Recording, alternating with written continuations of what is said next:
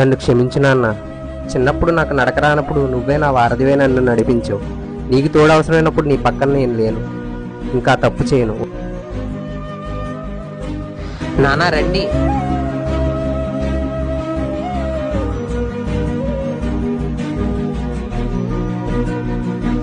మన తల్లిదండ్రులు పెద్దవాళ్ళు అయ్యారంటే వాళ్ళు ముసలితనం వచ్చిందని కాదు, వాళ్ళప్పుడు మనకి చిన్నపిల్లలుగా మారారని అర్థం. చిన్నప్పుడు మనల్ని ఎలా అయితే వాళ్ళు చూసుకున్నారో పెద్ద వయసులో వాళ్ళని మనం అలాగే చూసుకోవాలి.